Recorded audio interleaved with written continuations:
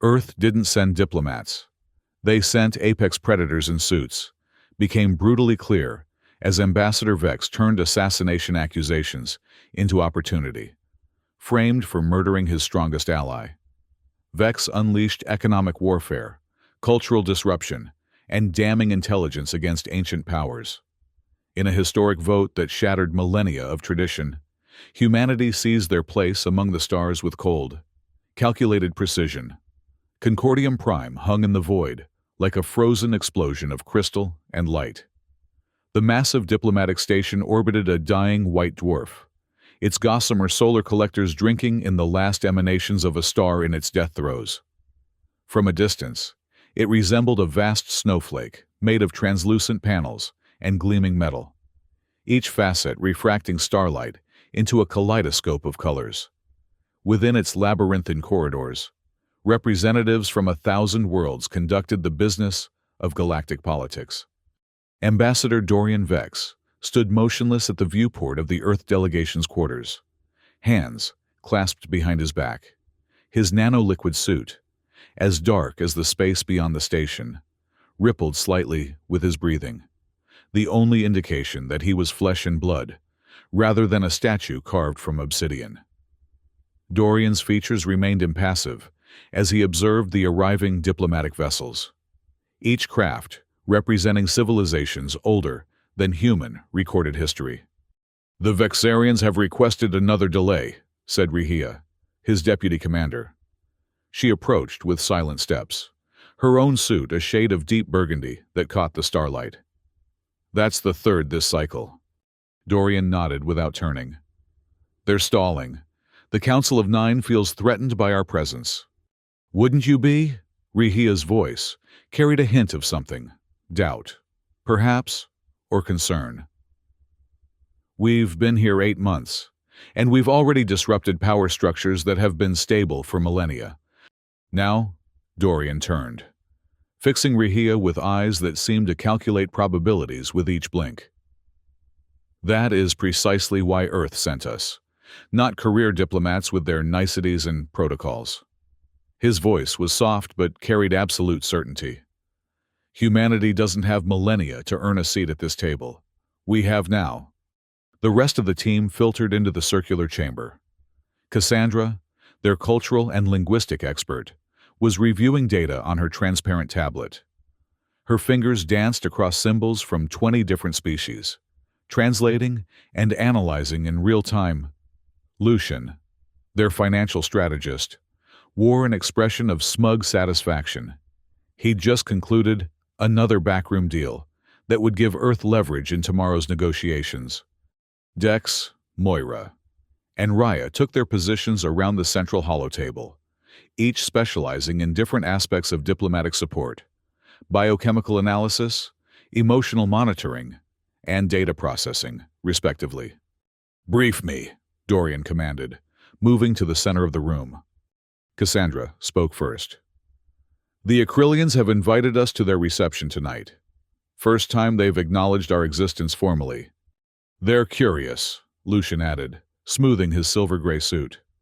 "Our market manipulations in the Outer Rim have gotten their attention. They've lost 20% of their neutrino mining operations to Earth-backed corporations." Dorian nodded. "And the Council?" "Still deliberating," Rehia said. "The rules remain unwritten, but rigid. No species younger than 50,000 years of interstellar travel has ever been granted core influence status."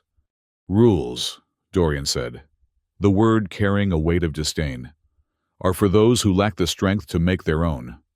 The team exchanged glances. They had all been selected for this mission because they understood what was at stake. Earth needed access to the galactic economy, to the advanced technologies that would ensure human survival. The alternative was slow obsolescence, or worse, becoming a protectorate of one of the ancient powers. And that was unacceptable. "Tonight, we attend the Acrylian reception," Dorian declared. "Cassandra, prepare cultural briefings. Lucian, identify potential economic pressure points. Rehia." He paused, meeting her eyes. "Watch for weaknesses in the power structure. We need to understand who can be swayed, who can be pressured, and who must be neutralized. The word hung in the air, clinically cold. "Are we still pretending to be diplomats?" Rehia asked quietly. Dorian's lips curved into the faintest smile. "We are whatever Earth needs us to be." The Acrylian reception hall resembled an ancient temple, built from living crystal. Bioluminescent patterns pulsed through the translucent walls, creating an ever-shifting atmosphere that mimicked the synaptic patterns of the Acrylian hive mind. Representatives from dozens of species mingled, their bodies ranging from vaguely humanoid to utterly alien geometries that seemed to defy conventional physics. Dorian moved through the crowd with practiced ease. His team strategically dispersed throughout the gathering. The humans drew stares, some curious, others hostile, most simply evaluating. Earth was the newest arrival to Concordium, and many still questioned whether humans deserved any place at all in the galactic community. Ambassador Vorax of the Vexarian hegemony approached, his chitinous exoskeleton gleaming with embedded ceremonial jewels. 8 compound eyes studied Dorian with undisguised suspicion. "Ambassador Vex, the alien's translator, rendered in perfect English.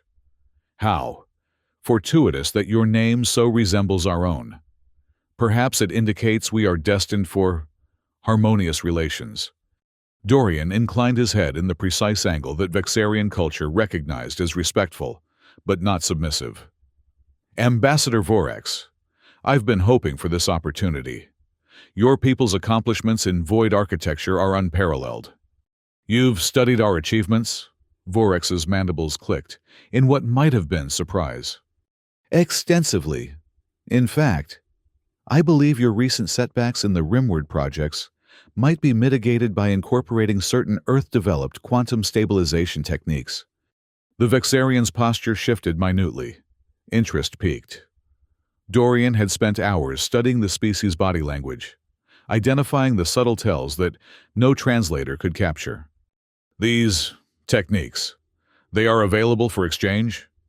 "Earth is eager to contribute to the greater community," Dorian replied smoothly. "Perhaps we could discuss specifics after the Council's next session." As they conversed, Dorian was acutely aware of the Moravian delegation observing from across the chamber. The gaseous entities, contained within ornate mechanical shells, had been Earth's most vocal opponents in Council deliberations. They were old, conservative, and wielded enormous influence among the 9. "I wonder," Vorax said, lowering his voice, "if you are aware of the special attention your delegation has attracted." Dorian's expression remained neutral. "We are newcomers. Attention is expected." "Not merely attention, Ambassador. Concern. Your methods are unconventional. Some whisper that Earth sent predators, not diplomats." "A curious metaphor," Dorian replied. "In Earth's natural history, predators are often the most intelligent species, developing complex social structures and problem-solving abilities. Perhaps the comparison is apt, if not in the way they intend." Vorax's translator emitted a sound like dry laughter. "Skillfully parried. I begin to see why—" The Vexarian never finished his sentence. A shimmer in the air behind Dorian was the only warning before a Tory assassin materialized, its phase blade aimed at the human spine. The Tory, living weapons bioengineered by one of the elder races, were feared throughout the galaxy for their lethal efficiency. But instead of the expected outcome, a dead human ambassador, something unprecedented occurred. Dorian moved with impossible speed, his nanosuit rippling as he pivoted. His hand closed around the Tory's wrist, redirecting the phase blade into the assassin's own torso. The creature let out a high-pitched keen as its molecular structure began to disintegrate from within. The reception hall froze in collective shock. Tory assassins did not fail, and prey species did not become predators in the span of a heartbeat. Dorian straightened his suit cuffs as security drones converged on the scene. His team had already moved into defensive positions, forming a perimeter around him with practiced precision. The dying Tory writhed on the crystal floor, its camouflage systems failing to reveal a mottled, insectoid form. Ambassador Vorax had retreated several steps, his posture now one of wary reassessment. Throughout the hall, conversations had ceased as all eyes turned to the Earth delegation. "Please accept my apologies for the disruption," Dorian announced to the room, his voice carrying effortlessly. "I believe we were discussing cultural exchange." A murmur rippled through the assembled dignitaries. The message was clear. Humanity would not be easy prey in the dangerous game of galactic politics. They had come prepared. Later, in the privacy of their quarters, Rehia confronted Dorian. "That was no random attack.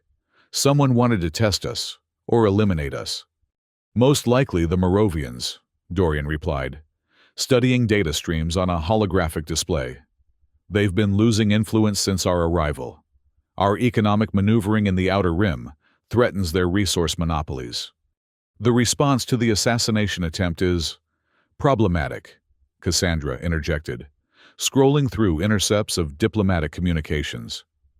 "The term apex predator is being applied to humans in 17 different languages, across secure channels." Dorian's expression didn't change. "Good. Let them fear us a little. Fear can be leveraged more effectively than respect." "It also makes us targets," Rehia countered. "We're outnumbered and outgunned in every conceivable way. Yet here we stand," Dorian said softly.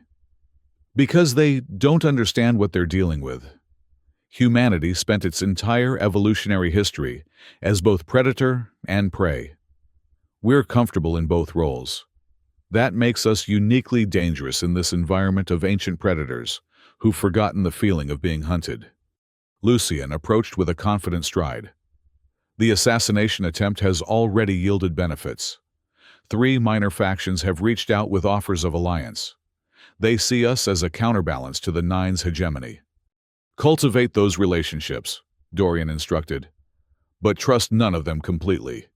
In Concordium, today's ally is tomorrow's betrayer." As the team dispersed to their tasks, Dorian returned to the viewport. The dying star pulsed like a fading heartbeat. Somewhere in that vast station, decisions were being made about Earth's future. He would ensure they were the right ones, no matter the cost. The Zero-Gravity Gala represented one of Concordium's most prestigious diplomatic traditions. Held in a vast spherical chamber where artificial gravity could be selectively manipulated, representatives from across the galaxy demonstrated their cultural artistry while conducting the most sensitive negotiations under the guise of entertainment. Dorian floated at the center of a slowly rotating cluster of diplomats, his nanosuit configured to emit subtle light patterns that mimicked the formal attire of 6 different species simultaneously. A technical feat that had drawn admiring commentary from even Earth's detractors. Beside him, Cassandra was engaged in rapid linguistic exchange with the Zoxalian delegation, her voice shifting through tonal registers impossible for most humans, but crucial for conveying respect in Zoxalian culture. "And thus we recognize the fundamental alignment between Earth's developmental trajectory and Zoxalian philosophical principles," she concluded, her final clicks and subharmonics executed perfectly. Ambassador Zox, a towering entity whose crystalline exoskeleton refracted light into dazzling patterns, inclined his central sensory cluster, the equivalent of a deeply impressed nod. "Your mastery of our high speech is remarkable," the translator rendered. "Few species make the effort to learn the subtleties." "Earth values understanding above all else," Dorian interjected smoothly. "We believe that true communication forms the foundation of meaningful alliance." As they conversed, Dorian was acutely aware of the Moravian representatives observing from across the chamber, their mechanical shells oriented toward the human delegation. The failed assassination attempt had changed the station's political dynamics. Some factions now kept their distance from the humans, while others had begun tentative overtures. "Perhaps," Ambassador Zox suggested. We might continue this exchange in a more private setting. The acoustic properties of this chamber make certain sensitive discussions challenging. Dorian inclined his head in agreement. My colleague Lucien has secured a diplomatic suite in the Eastern Quadrant, neutral territory, with enhanced privacy protocols. As they departed, Rehia drifted closer to Dorian, her voice pitched for his ears alone. We have a problem. Internal security protocols detected unauthorized access to our communications array. Someone's been monitoring our encrypted channels. One of ours? Dorian asked, his expression betraying nothing to observers. I'm running verification now, but preliminary analysis suggests the intrusion originated from within our systems. A mole, Dorian concluded. Find them. Priority Alpha. Rehia nodded and propelled herself toward the exit, her movements disguised as casual departure from the gala. In the diplomatic suite, negotiations with the Zoxalians proceeded rapidly. The crystalline beings, while ancient, had always existed on the periphery of Concordium politics, powerful enough to be respected, but traditionally neutral in the machinations of the Nine. The Moravians and their allies have dominated resource allocation for 12 millennia, Ambassador Zox explained, his translator rendering the complex harmonics of his native speech. Many of us have accepted this imbalance as the price of stability. Stability that primarily benefits the established powers, Dorian noted, while emerging civilizations are kept dependent. Precisely. Ambassador Zox's crystalline form shimmered with what seemed to be approval.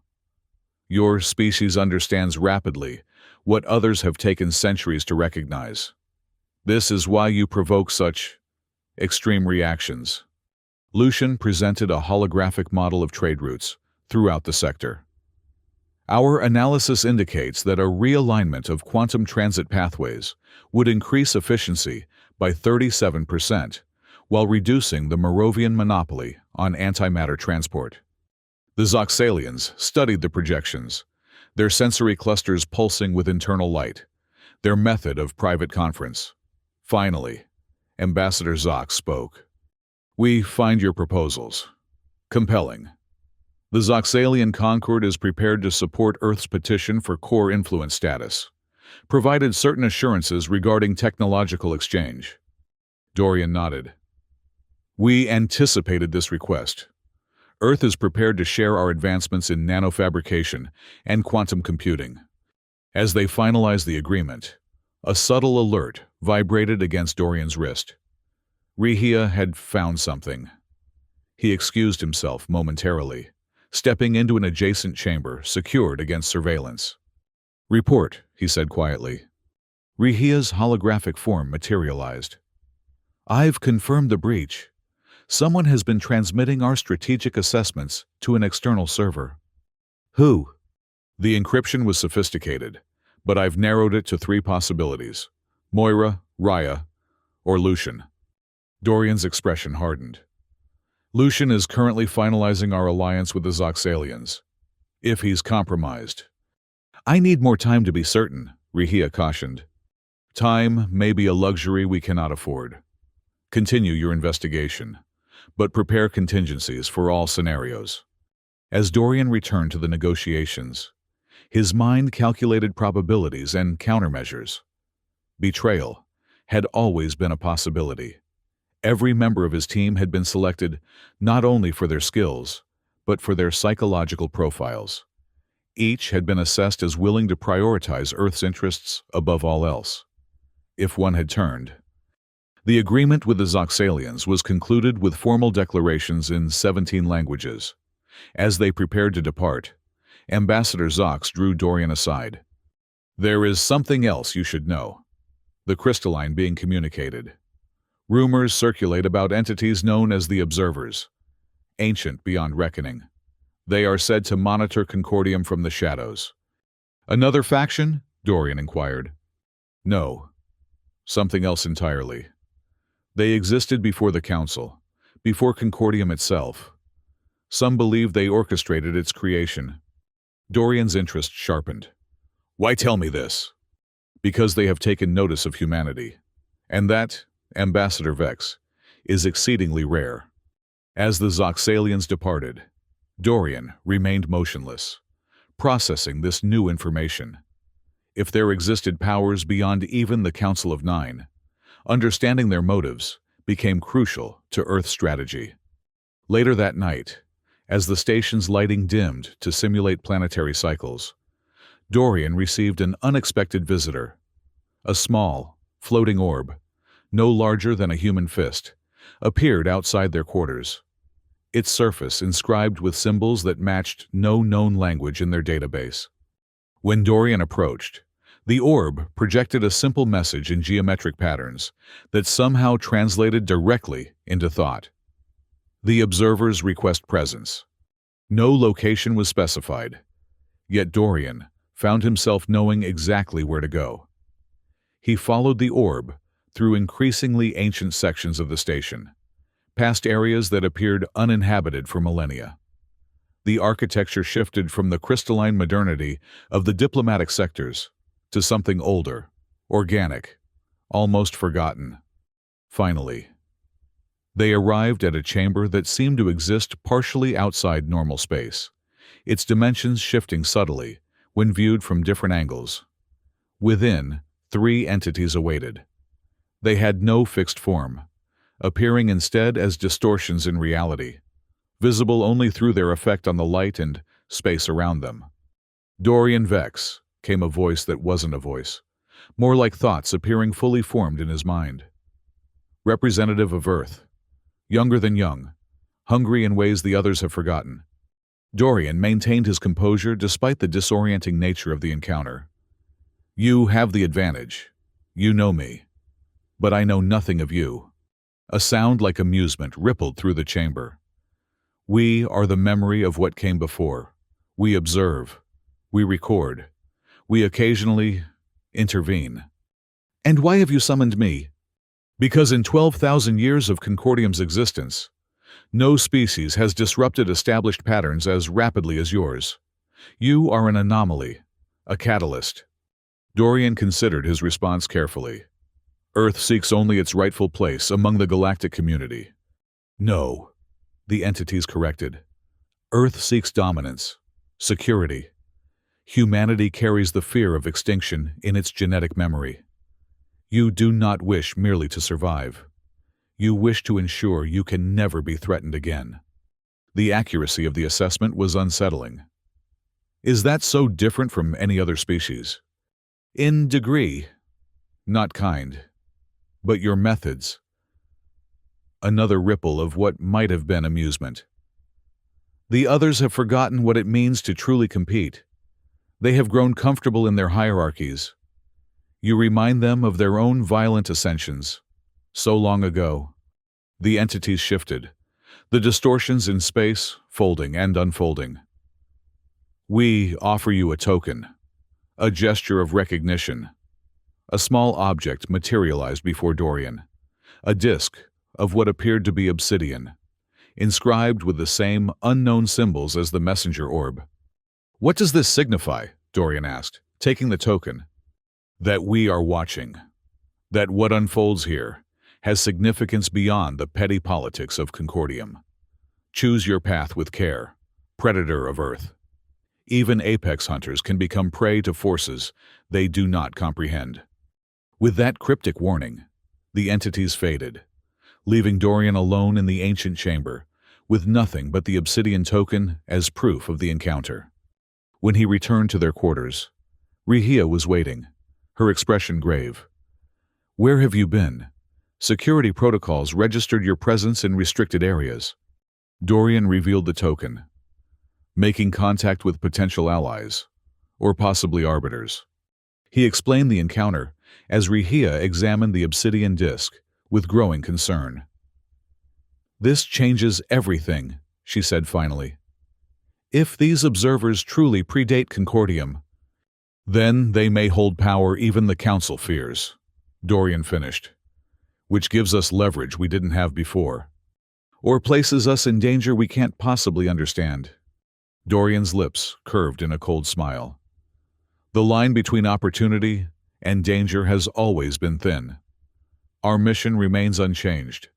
Secure Earth's position by any means necessary." As they spoke, the station's communication system chimed with an incoming priority message. The Council of Nine had made a decision. The Earth delegation was summoned to appear before them in 12 hours, to face formal accusations of diplomatic misconduct and illegal interference in Concordium affairs. The Concordium Tribunal Chamber resembled a massive amphitheater, its concentric rings descending toward a central platform, where the accused stood exposed to the scrutiny of hundreds. The Council of Nine occupied the highest tier, their various forms obscured by ceremonial screens that reduced them to silhouettes. Ancient tradition dictated that judgment should be rendered without the bias of physical appearance. Dorian stood alone on the central platform, his nanosuit configured to its most formal appearance, obsidian black, with subtle blue undertones that rippled like deep ocean currents. The Earth delegation watched from a designated observation area, their expressions carefully neutral despite the gravity of the situation. "Ambassador Dorian Vex," intoned the Prime Adjudicator, a Moravian whose mechanical shell bore the distinctive markings of the judicial caste. "You stand accused of violations against the Concordium Compact. The charges are threefold: unauthorized deployment of chemical agents in diplomatic zones, economic sabotage against established member species, and disruption of the ordained hierarchical order." The assembled representatives murmured. These were serious accusations that typically resulted in permanent expulsion, or worse. "How do you respond?" the adjudicator demanded. Dorian's voice carried effortlessly through the vast chamber. "I request specificity. Generalized accusations serve only those who wish to obscure truth." A subtle power play, forcing the accusers to reveal the extent of their knowledge before he mounted his defense. The Moravian's mechanical shell emitted a sound like steam escaping a pressure valve, a sign of irritation. The first charge, on the 73rd cycle, Earth representatives released modified pheromones during trade negotiations with the Acrylian sphere, influencing their neurological responses. Dorian nodded thoughtfully. "An interesting theory. However, as the Council is surely aware, human biochemistry naturally produces compounds that resemble Acrylian communication pheromones, an evolutionary coincidence. We provided this information in our species' biological disclosure when we first arrived at Concordium." He gestured, and holographic documentation materialized above the platform. The very disclosure forms the Earth delegation had submitted months ago, with the relevant section highlighted. Had the distinguished Moravian representative reviewed these documents, Dorian continued, this misunderstanding might have been avoided. Unless, of course, the accusation was made in bad faith. The chamber filled with murmurs again. Dorian had effectively turned the accusation into a suggestion of Moravian incompetence or deliberate deception. "The second charge," the adjudicator continued, mechanical appendages twitching with agitation. "Economic sabotage through the manipulation of quantum-encrypted trading algorithms, resulting in market collapses that disproportionately affected the Vexarian hegemony and Moravian interests." This accusation was more dangerous, because it was partially true. Lucian's financial maneuvering had indeed targeted vulnerabilities in those systems, though they had been careful to maintain plausible deniability. "A serious charge," Dorian acknowledged, "and one easily disproven through data analysis." He activated another holographic display, this one showing complex market trends across multiple systems and timescales. As you can see, the market fluctuations in question began 3 standard cycles before Earth representatives had access to the quantum trading networks. Furthermore, analysis of the algorithm modifications shows coding structures consistent with Zoxalian architectural patterns, perhaps an indication of where the Council should direct its investigation. This was a calculated risk. The Zoxalians had indeed been involved, but as Earth's secret allies. By suggesting their culpability, Dorian was testing the strength of their new alliance, while simultaneously deflecting suspicion from Earth. Ambassador Zox, present in the chamber, gave no visible reaction to the implied accusation, exactly as Dorian had expected from their prior arrangement. The crystalline being understood the necessity of the gambit. The third charge, the adjudicator said, voice modulator, betraying increasing frustration. Disruption of the ordained hierarchical order. This requires no specific incident. Your delegation's entire approach to Concordium diplomacy represents an unprecedented challenge to established protocols. Species far older and more advanced than humans wait centuries for the recognition you demand after mere months. Dorian smiled slightly. The adjudicator had made a tactical error by shifting from specific accusations to general grievances. Is innovation now considered a crime in Concordium? Is efficiency a violation? Earth has adhered to every written statute governing diplomatic conduct. If unwritten traditions are to be enforced as law, perhaps they should be codified, unless their ambiguity serves those who wish to maintain power without accountability. The chamber erupted in a cacophony of reactions. Many of the younger species and marginalized factions clearly found Dorian's challenge to the established order appealing, while the ancient powers and their allies radiated hostility through various biochemical and electromagnetic signals. The adjudicator called for order, the mechanical shell emitting harmonic tones that gradually silenced the assembly. Ambassador Vex, your rhetoric does not address the fundamental concern. Earth's methods threaten the stability of a system that has maintained peace among 1,000 worlds for millennia. Peace? Dorian's voice took on an edge of cold precision. Or stagnation?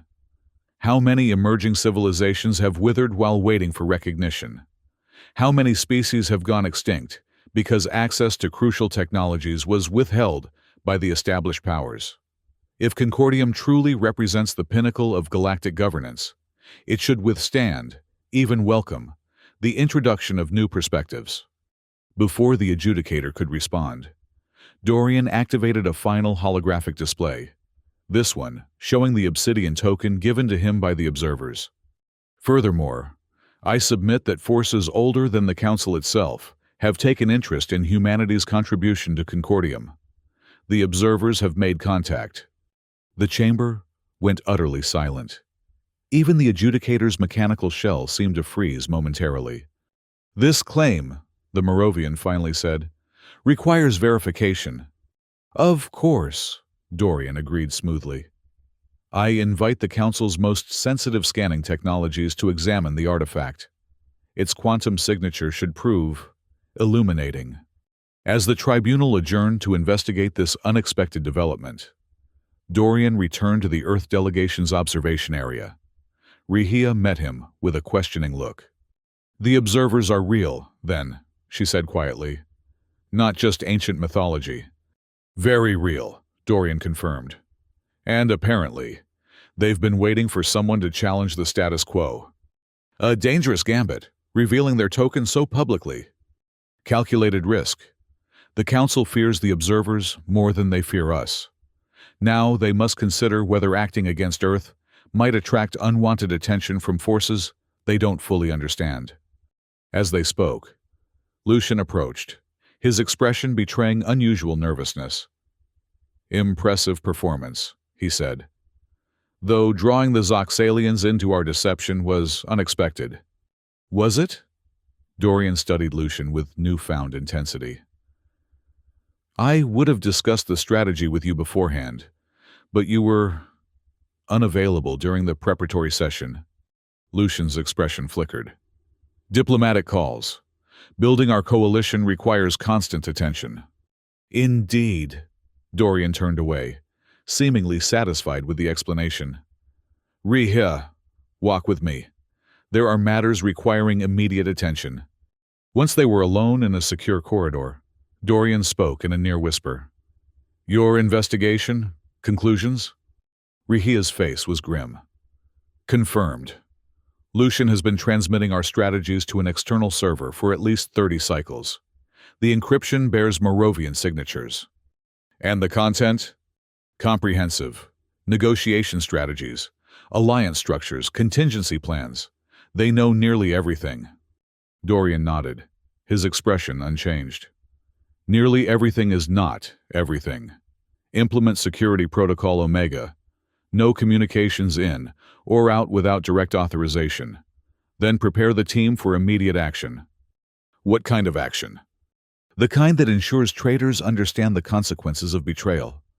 That night, as the station's lighting dimmed to simulate darkness, Lucian returned to his private quarters to find Dorian waiting, seated calmly in the shadows.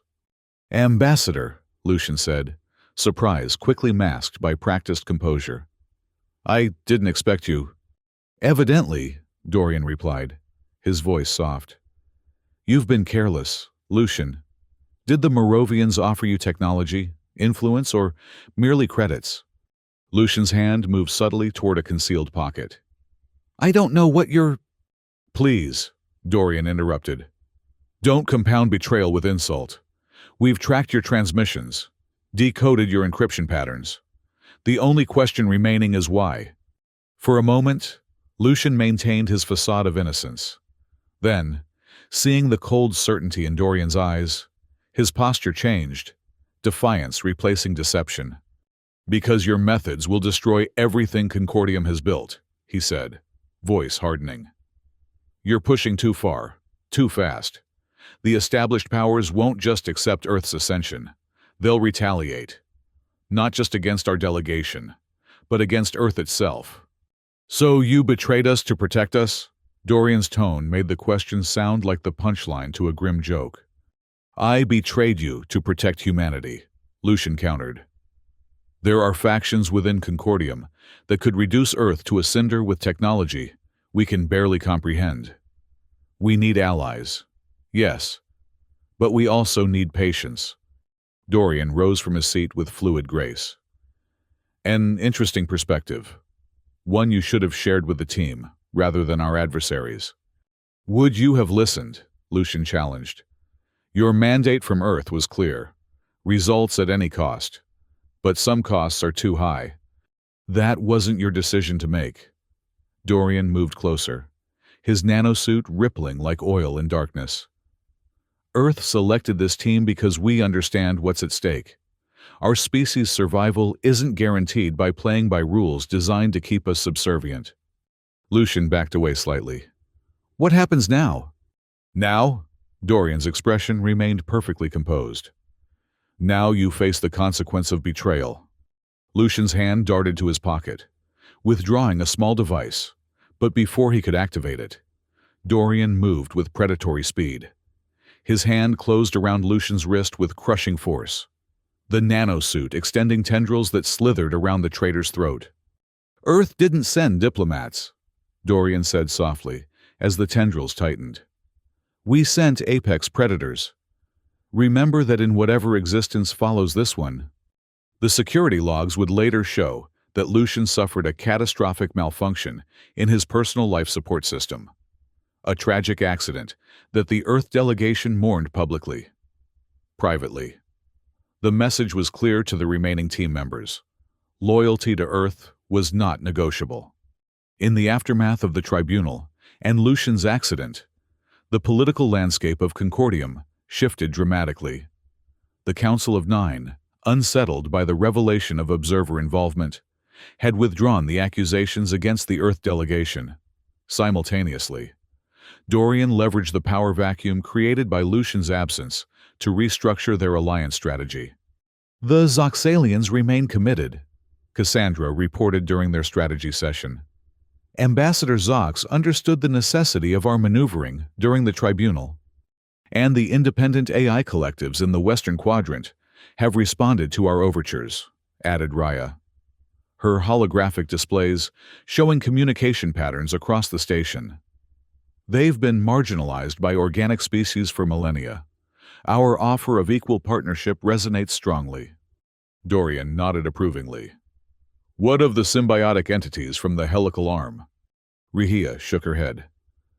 "They've aligned with the Moravian faction. Their biological integration makes them naturally suspicious of our individualistic approach. A predictable outcome, Dorian acknowledged. We proceed with the coalitions we have.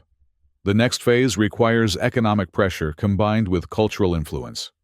The strategy they implemented over the following weeks was multi-pronged and ruthlessly efficient. Earth-aligned corporations initiated systematic buyouts of key resource processing facilities in the Outer Rim, while Cassandra's team flooded Concordium's information networks with carefully curated aspects of human culture, art, music, philosophy, designed to appeal to specific psychological profiles among the various species. The obsidian token from the observers remained on prominent display in the Earth delegation's public reception area, a constant reminder of unseen forces taking interest in humanity's rise. Then came the assassination.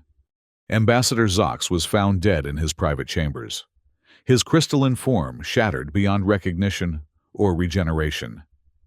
The method pointed unmistakably to human involvement. Microscopic traces of Earth-manufactured nanites were discovered amid the crystalline fragments.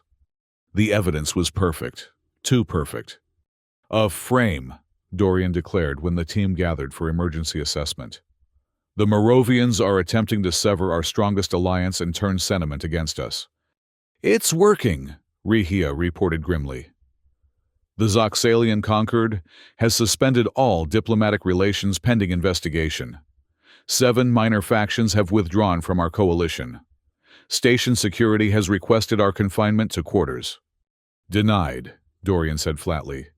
"We implement Contingency Theta immediately." Contingency Theta was their most aggressive response to diplomatic crisis, a coordinated assault on multiple fronts that would fundamentally destabilize Concordium's power structure. Within hours, Earth-aligned financial entities initiated a massive sell-off of Moravian resource shares, triggering cascading market collapses throughout their economic sphere. Simultaneously, Cassandra's team released encrypted data packets containing evidence of centuries of Moravian manipulation of council decisions, information they had been carefully gathering and verifying for months. "Cultural disruptors deployed," Moira reported, monitoring the information flows throughout the station.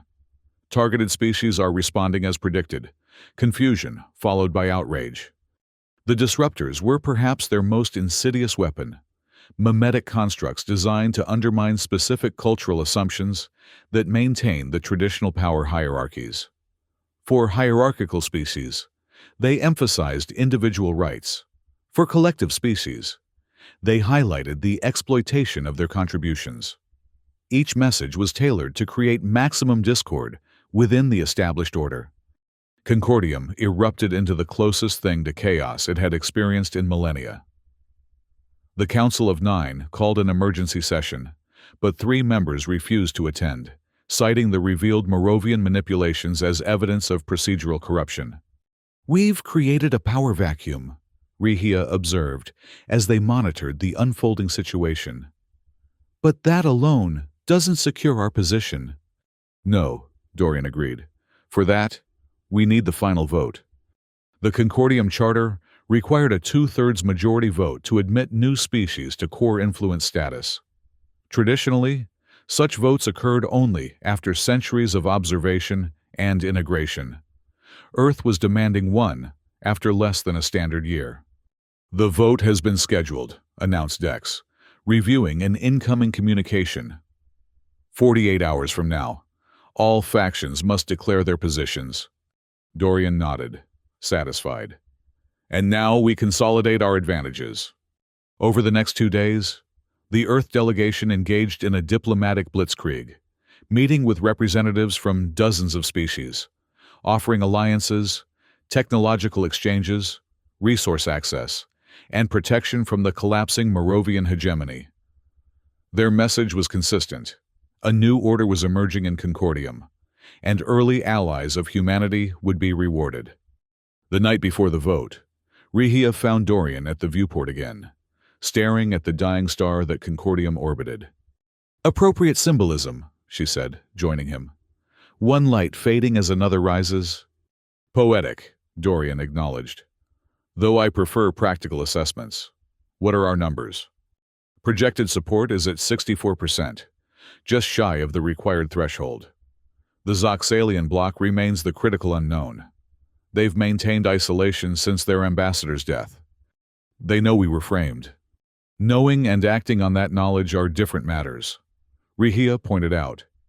Their culture places enormous value on justice through proper channels. Then we must provide them a channel, Dorian decided.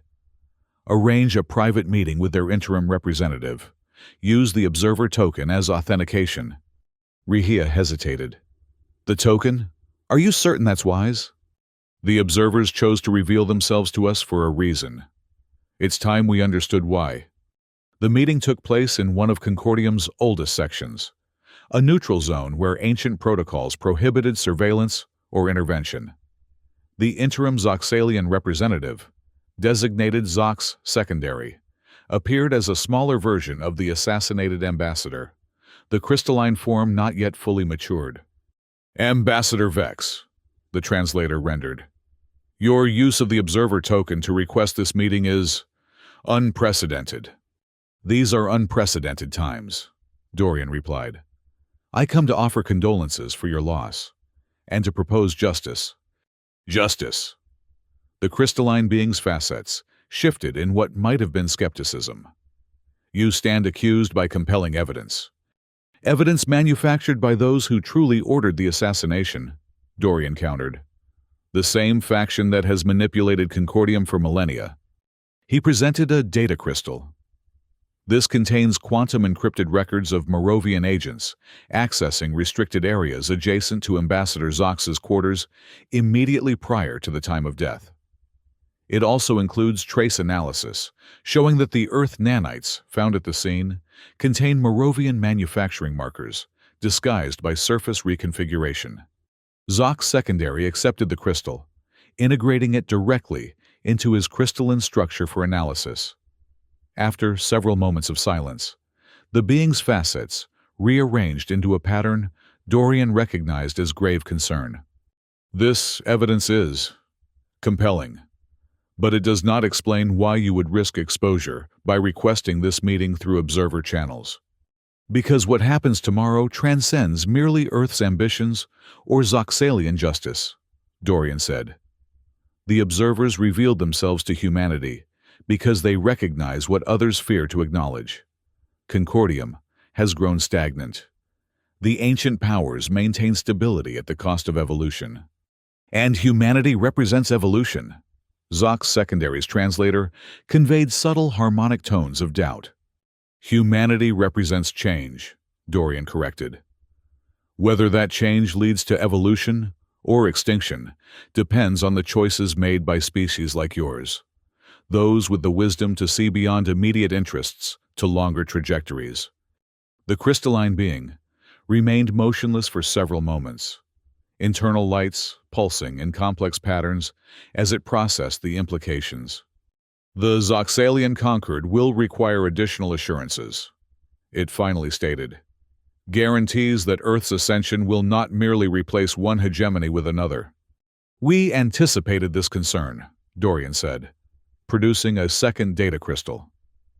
This contains Earth's proposed Concordium Reformation Charter, a new framework that distributes power more equitably among all member species. We invite the Zoxalian Concord to be primary architects in its implementation. As Zox Secondary analyzed the proposal, Dorian watched carefully. The crystalline being's reactions were subtle, but readable to someone who had studied their species as thoroughly as he had. Surprise, then interest, then calculation. This is not what we expected from Earth, the translator finally rendered. Earth didn't send traditional diplomats, Dorian replied. We sent individuals who understand that true power comes not from domination, but from reshaping systems to reflect new realities. When the vote came the following day, the chamber was filled beyond capacity. Species that had maintained isolation for centuries sent representatives to witness what many believed would be a pivotal moment in Concordium's history. The voting process itself was arcane and complex. each faction registering their position through methods unique to their biology and culture. Some transmitted quantum-encrypted signals. Others released specific pheromone combinations. Still others altered their physical forms to display symbolic patterns. Dorian stood at the center of the chamber, the Earth delegation arrayed behind him in perfect formation. Their expressions revealed nothing as the votes accumulated on the massive holographic display that dominated the chamber's ceiling. The Moravian faction voted as a bloc against Earth's admission, expected and accounted for. Their allies followed suit, bringing the opposition to approximately 30% of the total. Minor factions that had aligned with Earth registered their support, pushing the favorable tally to just over 50%, still short of the required threshold. All eyes turned to the Zoxalian section as their voting period began. Their crystalline forms glittered as they communicated in light patterns too complex for most species to interpret. The chamber held its collective breath. The display updated. The Zoxalian Concord and its allied factions had voted in favor of Earth's admission to core influence status. The final tally, 68% in support. For a moment, absolute silence filled the massive chamber. Then, a cacophony of reactions erupted. Celebration from Earth's allies, outrage from the traditional powers, and concerned murmuring from neutral factions, witnessing the unprecedented shift in Concordium's power dynamics. The prime adjudicator, required by ancient protocol to formalize the outcome regardless of personal position, activated the ceremonial sequence. Symbols representing Earth's solar system materialized in the central projection, then merged with the emblem of Concordium. By the authority vested in the Council of Nine and the collective will of the Concordium Assembly, the Moravian intoned, mechanical voice modulator, unable to completely mask the undertone of fury. Earth is hereby granted core influence status, with all attendant rights, privileges, and responsibilities. Dorian stepped forward to complete the ritual, placing his palm against the holographic representation. His nanosuit rippled once, interfacing with the station's systems to register Earth's unique quantum signature in the Concordium database. Earth accepts this recognition, he stated formally, and pledges to uphold the principles of galactic cooperation and advancement. The ceremony complete, Dorian turned to face the assembly. In that moment, every species present recognized the fundamental change that had occurred. Humanity had accomplished in months what had traditionally required millennia. The old order had been irrevocably disrupted.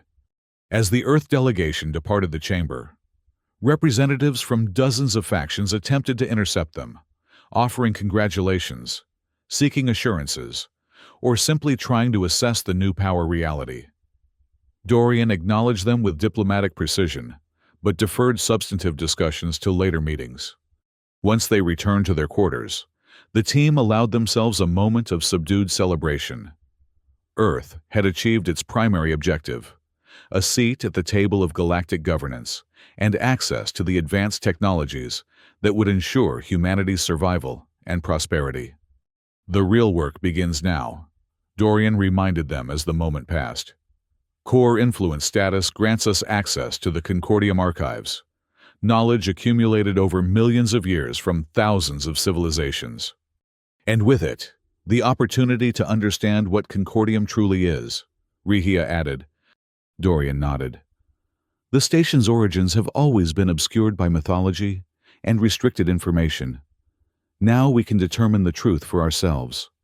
As the Supreme Ambassador for Earth, his new formal title following the vote, Dorian was granted access to sections of Concordium that had previously been forbidden.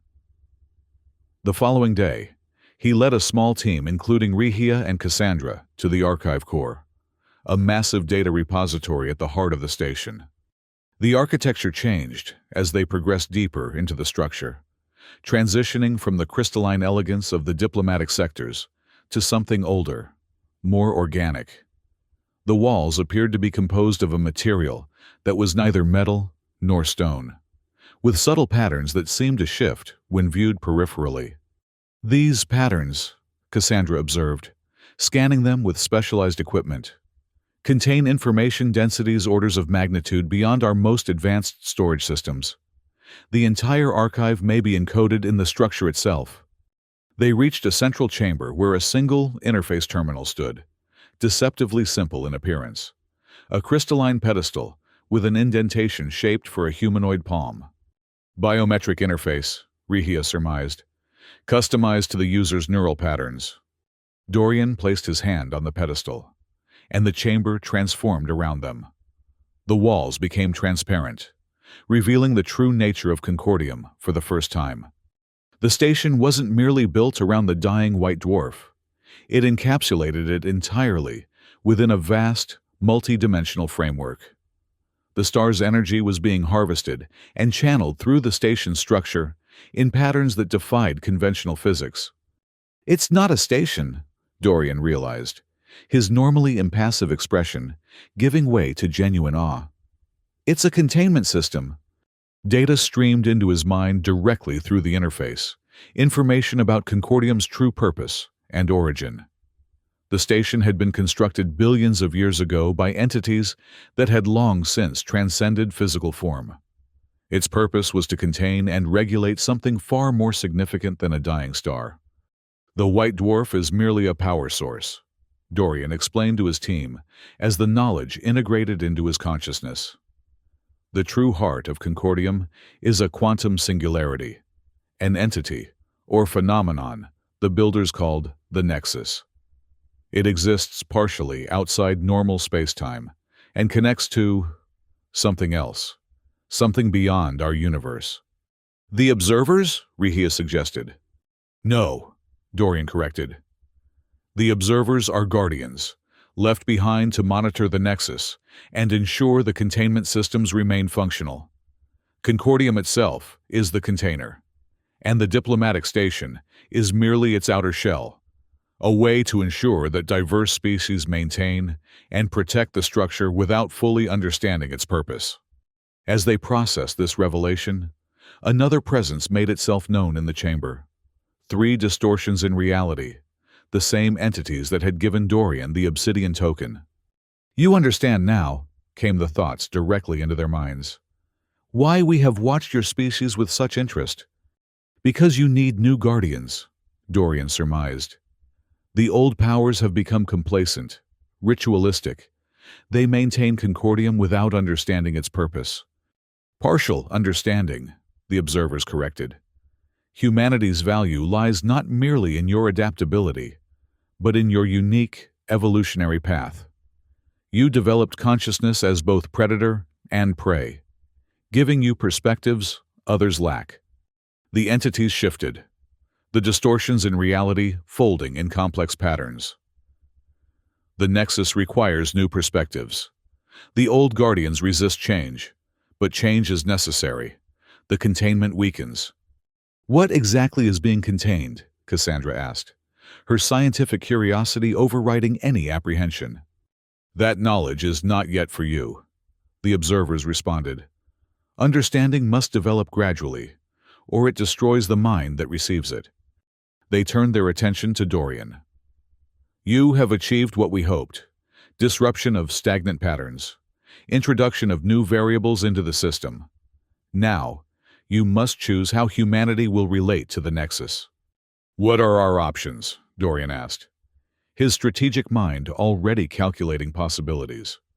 Direct communion with the Nexus would grant humanity unprecedented power, knowledge and abilities beyond your current comprehension, but it would change you irrevocably. You would no longer be human as you understand the concept. The implications were staggering. Earth had sent them to secure technological advantages and political influence, objectives they had achieved. But this offered something far more profound and potentially dangerous. "Or," the observers continued, "you may choose to serve as we do, guardians who maintain the balance without direct communion, powerful, but limited, preserving your essential nature while protecting something greater than yourselves." Dorian considered the choice carefully. Direct communion promised power beyond imagination, the very thing Earth had sent him to secure. Yet the warning about irrevocable change gave him pause. Humanity had fought too hard for its place in the galaxy to risk losing its fundamental identity. Humanity chooses to maintain its independence, he finally declared. We will assist in guarding the Nexus, but we will not surrender our essential nature through direct communion. The observer's presence shifted in what might have been approval, or perhaps disappointment. It was impossible to interpret with certainty. A choice consistent with your nature, they acknowledged. Remember, predator of Earth, that what is contained here exists partially within you as well. All consciousness connects to the Nexus, in ways yet beyond your understanding.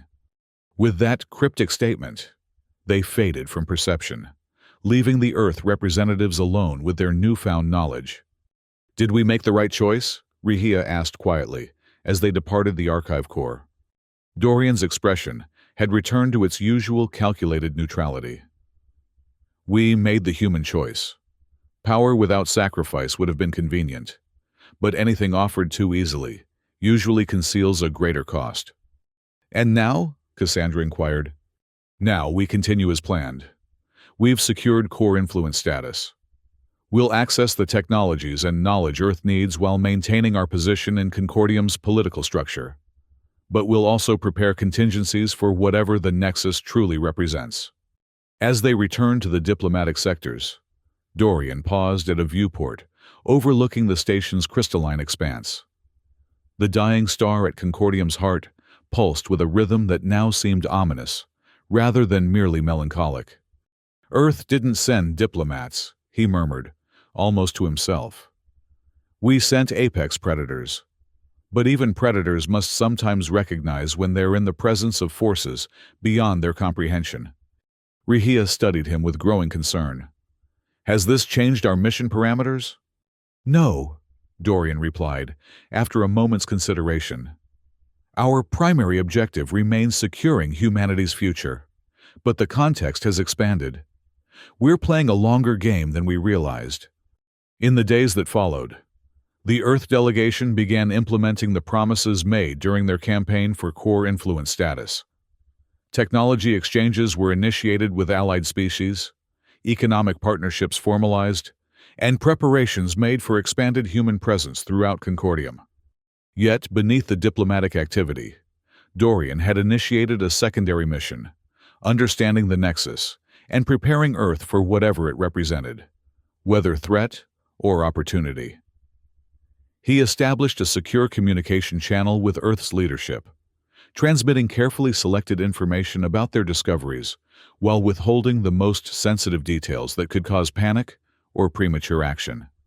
The obsidian token remained in his personal quarters, its enigmatic symbols occasionally shifting in patterns that matched his thoughts, a constant reminder that they were being observed, evaluated, tested. Humanity had secured its place among the stars through strategic cunning and predatory instinct. They had disrupted power structures that had remained stable for millennia and forged new alliances that promised prosperity for Earth and its colonies. But as Dorian stood at the viewport one final time, watching distant ships arrive and depart from a station that was far more than it appeared, he couldn't help but wonder. Had they truly become the hunters in this vast cosmic game? Or were they simply more interesting prey for forces beyond their comprehension? The nanosuit rippled against his skin, responsive to his thoughts. A second skin that had served as both armor and weapon in the dangerous arena of galactic politics. Its obsidian surface reflected the light of the dying star, creating an illusion of depth that seemed to contain universes. "Ambassador!" Rehia called from the doorway. "The council is convening. They await Earth's representative." Dorian nodded, turning away from the viewport. Then let's not keep them waiting. The game continues.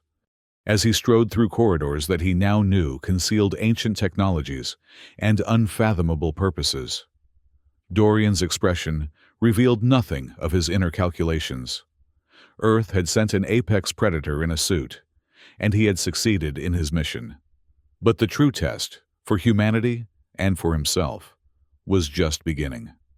The line between predator and prey, he had come to realize, was far more fluid than Earth had imagined when they dispatched their most dangerous representatives to claim a place among the stars. And sometimes, the most dangerous predator was the one who recognized when not to strike, when to watch, and wait, and learn. The suit rippled once more, adjusting to his stride as he entered the council chamber, ready to represent humanity's interests in a game whose true rules they were only beginning to understand.